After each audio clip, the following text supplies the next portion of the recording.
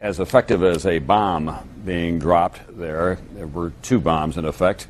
Commercial airliners flown into those two buildings, and they came down. We presume because of the initial explosion, there may have been secondary explosions as well that were detonated in the building by these terrorists. Robert Harper. Thank you very much, and thank you, Senator Biden, as well. We'll have Linda Douglas available to us all the time, thank goodness, and Senator Biden says one of the most profound things about all this, which we've said several times this morning, which the terrorist wins when he or she manages to alter the behavior of a people or infringes on the way of life in a country, that the country, a democratic country particularly, alters its way of life, because that's a step up for the terrorist in question. Judy, thank you. Senator, thank you both. I believe we have former Secretary Henry Kissinger on the phone. The Secretary is in Germany today, and he joins us on the phone from there. Mr. Kissinger, can you hear me okay? Yes, I can. Just quickly, sir, your reactions to what is unfolding in the United States today. Well, it's obviously a shocking event. It was... I was giving a speech when somebody came in and interrupted the question period to make that announcement, and nobody in the room believed it. They all thought it had to be a mistake. Well, it's obviously it's an integrated attack and must be dealt with in an integrated way. Well, when you say an integrated attack and dealt with in an integrated way, tell me what that means, sir. Well, it is obviously any organization that can plan such a coordinated attack within a very brief period of time must have substantial resources and must have a very capable organization and must have a haven where it is planning these things. You can't do that in a back room.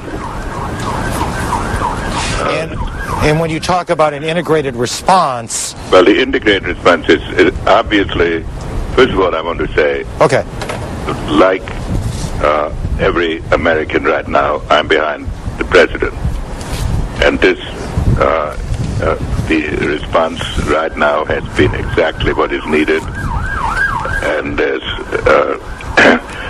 the first necessity has to be to go through the tragedy, to help the families, and to clean up the immediate situation. Then the next step will have to be a program to attempt to eradicate the source of this and to bring pressure and serious pressure on governments that harbor this kind of organization, and especially governments where we suspect that these organizations are located. Sir, for a long time, there's been a kind of cat and mouse game, and I don't make light of this in any sense when I say game, between the governments that harbor terrorists and our government, other Western governments. It's all changed today, hasn't it? I mean, the stakes have changed enormously. The response likely will change enormously. It's all different, isn't it? That's correct. When these terrorists dare to attack the territory of the United States, it then becomes a question of the functioning of our society. And we have to protect ourselves, and I'm sure we will. And I think it must now, it's not an isolated attack. It's not just an attack on an embassy, which is bad enough. And it can't be dealt with one retaliatory blow. It cannot be dealt with one retaliatory blow? No. There has to be a systemic attack. I don't know what that means. I understand. And I'm not sitting here with a great plan. I'm saying this is what I would think our government will want to work towards. And would you expect that we, the United States government, will find enormous international support for whatever actions the United States government chooses to take, or will there be those important governments that resist here? Well, first thing is we have to protect ourselves. We would, of course, like to get as much support as we can. And we will be able to judge our friends by the degree of support that we get.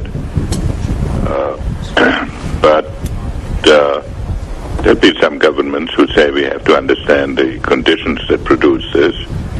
There will come a time to deal with its circumstances, but the immediate thing is these organizations have to be put on the run. If they have to spend all their time trying to survive, they have less time for terrorism.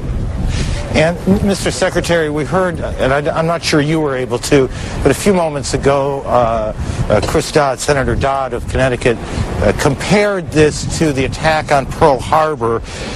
Can you give me any historical context for what has taken place today, or are we a bit too close to it all to understand it yet? Well, the attack on Pearl Harbor was, I guess, the first attack, certainly the first attack from across the seas on the territory of the United States, but it was not yet the mainland. And I agree with Senator Dodd, this is comparable to an attack on Pearl Harbor, and it must have the same response, and the people who did it must have the same end as the people who attacked Pearl Harbor. But it isn't just the people who did it, it's the people who make it possible. These are the governments that harbor those who carry out these attacks. That harbor or encourage them with their propaganda. Mr. Secretary, thank you. Former Secretary of State Henry Kissinger, who joins us from Germany, where he was attending a conference. When he heard the news, he said it was silent, unbelievable. People simply could not believe what they were hearing. Eastern seaboard of America.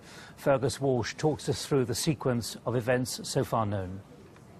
It began in Boston when two passenger aircraft were hijacked by terrorists. These were United Flight 175 and American Airlines Flight 11, both bound for Los Angeles. They were forced to fly to the World Trade Center in New York. A third plane was hijacked at Washington Dulles Airport. That was American Airlines Flight 77, again bound for Los Angeles. It was flown to the Pentagon in Washington. A fourth aircraft, United Airlines Flight 93, from Newark to San Francisco, crashed southeast of Pittsburgh. Now, the World Trade Center in New York was the fourth tallest building complex in the world, 1,350 feet high. The Twin Towers dominated the skyline of lower Manhattan. The first impact was just before 9 a.m. New York time, 2 p.m. here. The hijacked aircraft crashed into the 80th floor of the North Tower, each tower being 110 stories high. Now, 8 minutes later, a second plane crashed into the South Tower around the 65th floor. Now, the World Trade Center is the largest commercial complex in the world. It's effectively a mini-city. 50,000 people work inside. It has 90,000 visitors every day. The casualties inside and on the ground are unknown. What we do know is that American and United Airlines say the 4 aircraft involved had a total of 266 passengers and crew on board. Now, within an hour, the Twin Towers had collapsed. Now, unlike most conventional skyscrapers, which have lots of interior columns to give strength to the building, the exterior walls of the World Trade Center bore most of the load, so the direct attacks were enough to weaken the buildings and lead to their collapse. Now, let's turn to Washington. Within 45 minutes of the attacks on the World Trade Center, another hijacked plane had crashed in a direct hit on the Pentagon. One side of the 5-sided building was completely destroyed. Just over 30 minutes later, a car bomb exploded outside the State Department. Again, there's no figure on casualties. American fighters are now patrolling the skies above New York, Washington and other key locations to guard against further attacks. American military and government buildings across the world are on high alert. Other tall buildings in the US, such as the Sears Tower in Chicago, have been evacuated. America's day of horror is still unfolding. Fergus Walsh there with 9 Eyewitness News. It will take us years to digest. Mr. Jenkins, there's never been a similar occasion. But on other occasions, there's been a lot of conclusion jumping, and a lot of the conclusion jumping has been wrong. Now, there is a sort of center of gravity building around the belief that this is the work somehow, some way, of Osama bin Laden and his organization. Give us some perspective on that.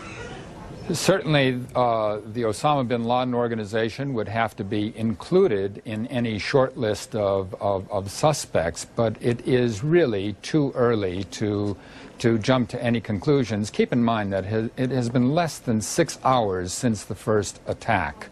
Now, clearly, in terms of the enormity of the attack, the kind of an organization that would be required, the resources that would be required to carry this out, the style of the attack, that is consistent with some of the modus operandi that we've seen come out of the Middle East in the past. But let's wait for the evidence to take us to the conclusion as to who is responsible. Right now we know what has happened. It will take some hours, some days, potentially even some weeks to figure out who did it and exactly why they did it, if they needed a why. Brian Jenkins in Los Angeles from the Rand Corporation. Scott Pelley is in Lower Manhattan. Scott. It's tough. It's beyond. It's definitely coming. There's no way to stop it. Because you have to go up in there to put it out, and it's already, the structural integrity is not there in the building.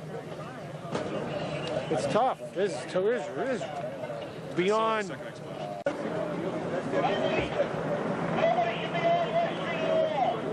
See where the white smoke is? You see this thing leaning like this?